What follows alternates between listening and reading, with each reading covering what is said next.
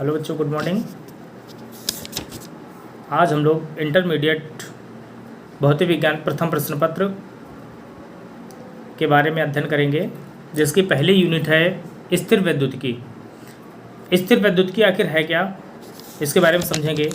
भौतिक विज्ञान की वह शाखा जिसके अंतर्गत हम लोग स्थिर आवेश के बारे में अध्ययन करते हैं, स्थिर वैद्युतिकी कहलाता है। भौतिक विज्ञान की वह शाखा जिसके अंतर्गत हम स्थिर आवेश के बारे में अध्ययन करेंगे, स्थिर वैद्युतिकी कहलाता है। स्थिर वैद्युतिकी को दो पार्टों में डिवाइड किया गया है, जिसका पहला पार्ट जिसके अंतर्गत हम लोग पढ़ेंगे आवेश एवं वैद्युत क्षेत्र। क्या पढ़ेंगे? आवेश एवं वैद्युत क्षेत्र। तथा जिसका दूसरा पार्ट है, इसमें विद्युत विभव, विभवांतर एवं संधारित्र। क्या क्या पढ़ेंगे? पहले पार्ट में पढ़ेंगे हम लोग आवेश एवं वैद्युत क्षेत्र, दूसरे पार्ट में पढ़ेंगे विभव, विभवांतर एवं संधारित्र। इनके बारे में हम लोग अध्ययन करेंगे। तो इसके पहले पार्ट के अंतर्गत आता है आवेश। तो आवेश के बारे में सबसे पहले हम अध्ययन करने जा रहे हैं, ध्यान से देखेंगे। हाँ जी, ध्यान देंगे। हम लोग अध्ययन कर रहे हैं स्थिर वैद्युतिकी का। तो स्थिर वैद्युतिकी को एक बार हम लोग परिभाषा के अनुसार समझेंगे, ध्यान देंगे। भौतिक विज्ञान की वह शाखा जिसके अंतर्गत हम स्थिर आवेश का अध्ययन करते हैं, स्थिर वैद्युतिकी कहलाती है। क्या? भौतिक विज्ञान की वह शाखा जिसके अंतर्गत हम स्थिर आवेश का अध्ययन करते हैं, स्थिर वैद्युतिकी कहलाती है। अब स्थिर वैद्युतिकी को दो पार्टों में डिवाइड किया गया है। ये हमारा पहला पार्ट और ये हमारा दूसरा पार्ट। तो पहला पार्ट क्या है? आवेश एवं वैद्युत क्षेत्र।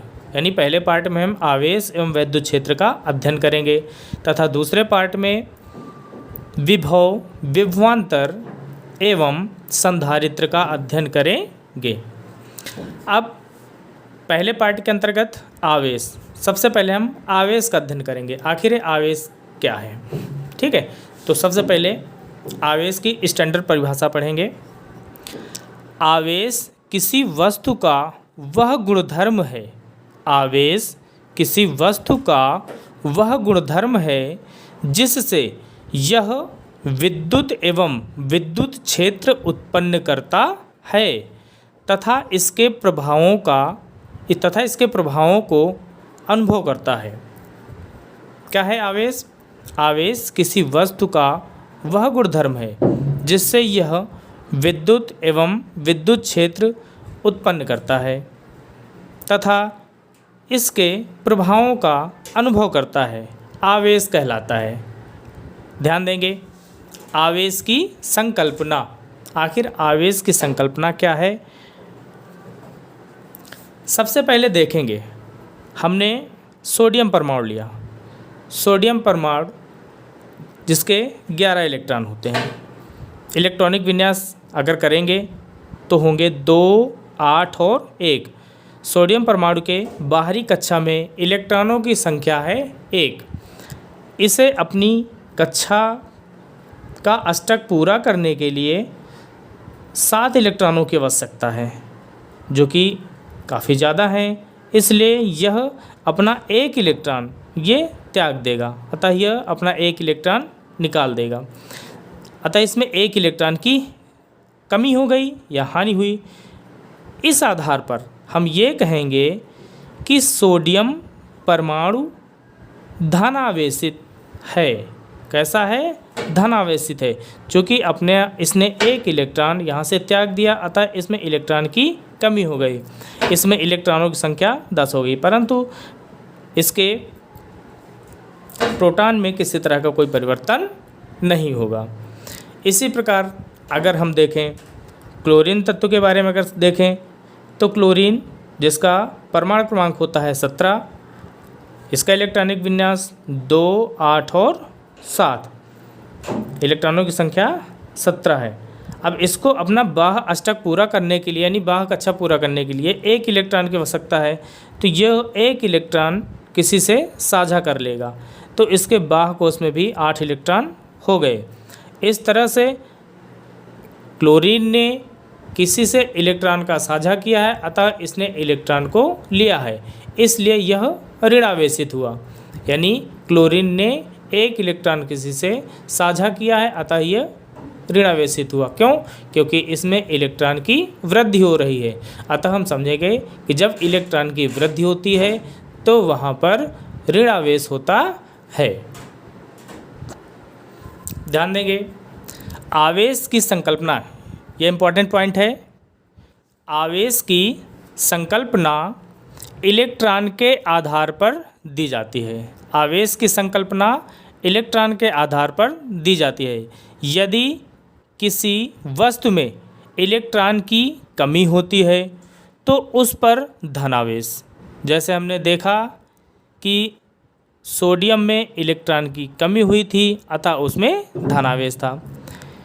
और यदि इलेक्ट्रॉन की अधिकता होती है तो उस पर ऋणावेश होता है। जैसे क्लोरीन ने एक इलेक्ट्रॉन प्राप्त किया, यानी उसमें एक इलेक्ट्रॉन की अधिकता हुई, अतः उसमें ऋणावेश हुआ था।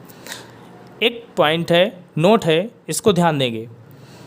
प्रोटॉन इलेक्ट्रॉन से, अब इसमें जैसे बात ये आती है कि आखिर जो आवेश की संकल्पना है वो इलेक्ट्रॉन के आधार पर क्यों दी जाती है, प्रोटॉन के आधार पर क्यों नहीं दी जाती है, तो उसका जो कारण है वो हमने इस नोट पर इंगित कर दिया है। ध्यान देंगे, प्रोटॉन इलेक्ट्रॉन से, यानी जो प्रोटॉन का द्रव्यमान होता है वो इलेक्ट्रॉन के द्रव्यमान का 1837 गुना भारी होता है, अतः इलेक्ट्रॉन बाहर निकलते हैं। इसलिए आवेश की संकल्पना इलेक्ट्रॉन के आधार पर दी जाती है, न कि प्रोटॉन के आधार पर। दूसरा एक मुख्य कारण और भी है, चूँकि प्रोटॉन से प्रबल नाभिकीय बल, जो कि सबसे भारी बल होता है, प्रोटॉन से प्रबल नाभिकीय बल से जुड़ा होता है। इस वजह से जो प्रोटॉन को हम प्रोटॉन का विलय नहीं कर सकते हैं। अतः हम ये कह सकते हैं कि आवेश की संकल्पना केवल इलेक्ट्रॉन से ही की जा सकती है, प्रोटॉन से नहीं। ठीक है, अब आवेश के प्रकार के बारे में अध्ययन करेंगे। आवेश के प्रकार, आवेश दो प्रकार के होते हैं। पहला होता है धनावेश, दूसरा होता है ऋणावेश। धनावेश क्या होता है? यदि किसी परमाणु में इलेक्ट्रॉन की कमी है तो वहाँ पर धनावेश, जैसे हमने अभी एग्जाम्पल देखा था सोडियम का, सोडियम में इलेक्ट्रॉन की कमी हुई, अतः उसमें धनावेश था। ऋणावेश, जहाँ पर इलेक्ट्रॉन की अधिकता यानी इलेक्ट्रॉन की वृद्धि होती है, वहाँ पर ऋणावेश होता है। ठीक है, अब ध्यान देंगे थोड़ा सा। हमारे पास ये कोई धनावेशित छड़ है, इस धनावेशित छड़ के पास एक दूसरी हम धनावेशित छड़ लाते हैं, तो हम देख रहे हैं कि ये छड़ ऊपर की ओर टंग जाती है, ये छड़ नीचे की ओर आ जाती है। अतः हम देख रहे हैं इन दोनों में प्रतिकर्षण हो जाता है, यानी ये ऊपर की ओर बल लगाती है और ये नीचे की ओर बल लगाती है, अतः इन दोनों में प्रतिकर्षण हो जाता है। अगर हम यही प्रक्रिया विपरीत आवेश वाली छड़ों के बीच करें तो क्या होता है, यानी हमारे पास यहाँ पर ऋणावेशित छड़ है और इसके पास सेम यही धनावेशित छड़ पास में लाते हैं, तो हम देखते हैं कि ये छड़ इधर की ओर तथा ये छड़ इधर की ओर खिंच जाती है, यानी इन दोनों में आकर्षण हो जाता है। इससे यह रिजल्ट निकलता है कि सजातीय आवेश एक दूसरे को प्रतिकर्षित करते हैं, जैसे प्लस और प्लस, माइनस और माइनस, ये आपस में एक दूसरे को प्रतिकर्षित करेंगे। और विजातीय आवेश एक दूसरे को आकर्षित करते हैं। विजातीय अर्थात प्लस या माइनस हो सकते हैं या माइनस या प्लस हो सकते हैं। तो इस प्रकार से सजातीय आवेश एक दूसरे को प्रतिकर्षित करते हैं और विजातीय आवेश एक दूसरे को आकर्षित करते हैं। तो ये होगी जाके आवेश के प्रकार। आगे हम लोग डिस्कस करेंगे आवेश अचर होता है। कैसे अचर होता है इसको ज़रा हम देखेंगे। माना कि m0 द्रव्यमान की कोई वस्तु है और उसको हम v वेग से चला रहे हैं, ठीक है। तो आइंस्टीन के द्रव्यमान ऊर्जा समीकरण के अनुसार यदि किसी वस्तु को हम किसी वेग से चलाते हैं तो उसके द्रव्यमान में कमी होती है। द्रव्यमान में जो होने वाला परिवर्तन है उसको हम डेल्टा एम से डिनोट करते हैं। इसके लिए उन्होंने सूत्र दिया delta M is equal to M not upon under root 1 minus V square upon C square, जहाँ एम नॉट स्थिर द्रव्यमान यानी जब वह वस्तु स्थिर थी उस दौरान उसका द्रव्यमान था एम नॉट, यानी यह हो गया स्थिर द्रव्यमान। जब उस वस्तु को हम वी वेग से चलाते हैं तो उस दौरान हम देख रहे हैं कि उसके द्रव्यमान में परिवर्तन कितना हो जा रहा है, डेल्टा एम, जहाँ पर c प्रकाश की चाल और v है वस्तु का वेग। अर्थात द्रव्यमान वस्तु के वेग के साथ बदलता है। क्या इससे क्या रिजल्ट निकलता है कि द्रव्यमान वस्तु के वेग के साथ निकलता है।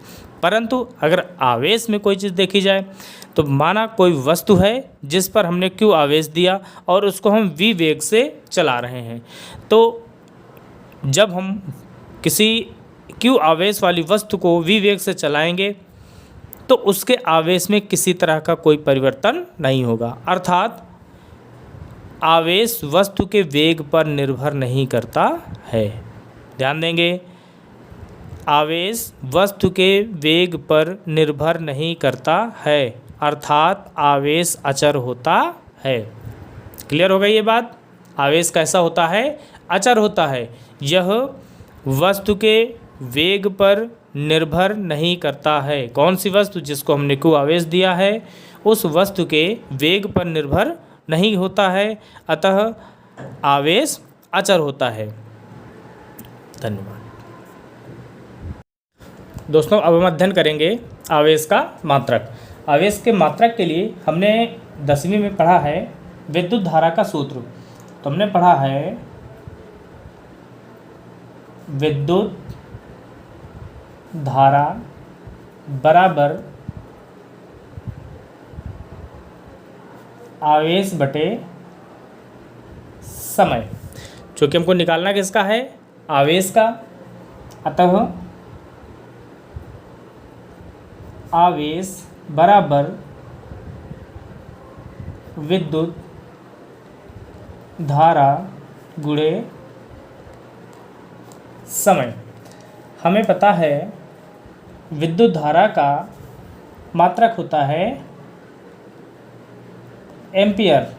विद्युत धारा जो कि मूल राशि है जिसका मात्रक होता है एम्पियर, समय का मात्रक होता है सेकंड। एम्पियर और सेकंड को हम कूलाम कह सकते हैं। क्या कह सकते हैं, कूलाम। अर्थात इसका एसआई मात्रक हो जाएगा कूलाम, यानी आवेश का एसआई मात्रक होता है कूलाम। और सीजीएस पद्धति में अगर प्राप्त करें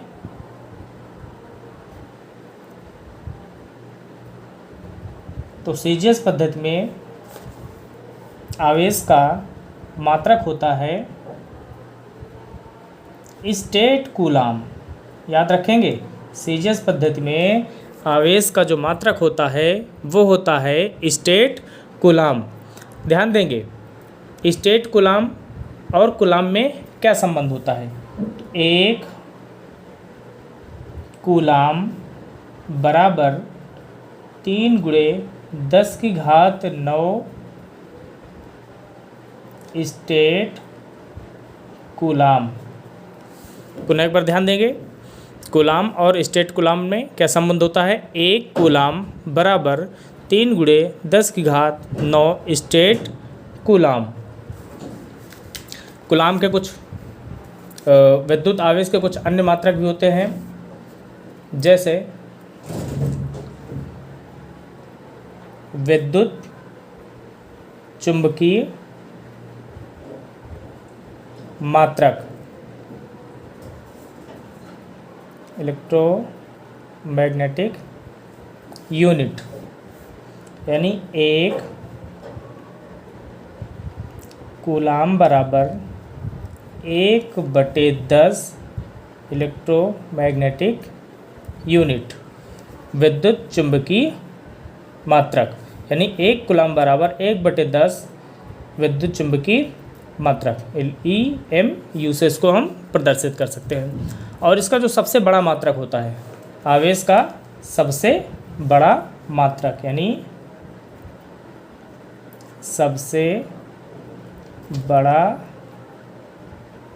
मात्रक, तो इसका सबसे बड़ा मात्रक जो होता है वो होता है फैरड। सबसे बड़ा मात्रक होता है इसका फैरड। अब ध्यान देंगे कूलाम और फैरड में क्या संबंध होता है, यानी एक फैरड बराबर होता है 96500 कूलाम, यानी एक फैरड का मान 96,500 कूलाम यानी 96500 कूलाम के बराबर होता है। कुछ अन्य मात्रक के बारे में भी अध्ययन कर लेते हैं, चूँकि कूलाम अपने में बहुत बड़ा मात्रक होता है, इसलिए कुछ छोटे छोटे अन्य मात्रकों का भी हम अध्ययन करेंगे। जैसे अन्य मात्रक हो गए, अन्य मात्रक के अंतर्गत हम लोग रख लेते हैं, जैसे ये हो गया जाके माइक्रो,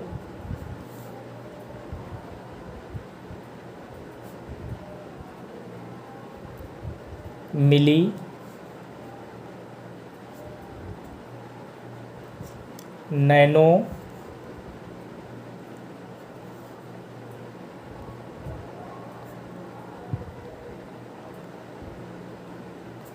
पिको। माइक्रो का मतलब 10⁻⁻⁶, मिली का मतलब 10⁻⁻3, नैनो का मतलब 10⁻⁻9, पिको का मतलब 10⁻⁻12।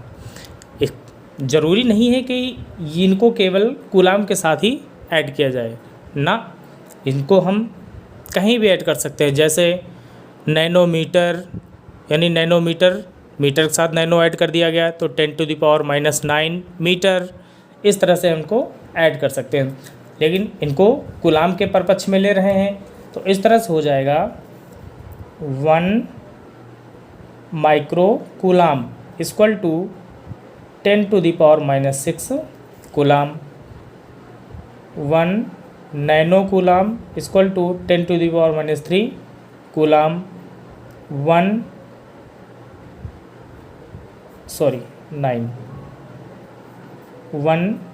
मिली coulomb equal to 10⁻⁻3 coulomb, 1 pico coulomb equal to 10⁻⁻12 coulomb. इस तरह से हम आवेश के छोटे छोटे अन्य मात्राओं का भी अध्ययन कर सकेंगे। ज़रूरी नहीं है कि ये केवल कूलाम के साथ ही लागू होंगे, जैसे मैंने बताया इनको कहीं भी लागू कर सकते हैं, लंबाई में यूज कर सकते हैं, समय के साथ भी यूज हो सकता है, द्रव्यमान के साथ भी यूज हो सकते हैं। फिलहाल हमने आवेश की चर्चा की थी, इसलिए इनको हमने आवेश के साथ इनका अध्ययन किया हुआ है। तो इस तरह से हम मात्रकों के बारे में भी अध्ययन कर सकते हैं। ध्यान से आप ये सभी मात्रक नोट कर सकते हैं। यहाँ से हमारा पहला लेक्चर समाप्त होता है। दूसरा लेक्चर अगले वीडियो में आप लोगों को प्राप्त होगा। धन्यवाद।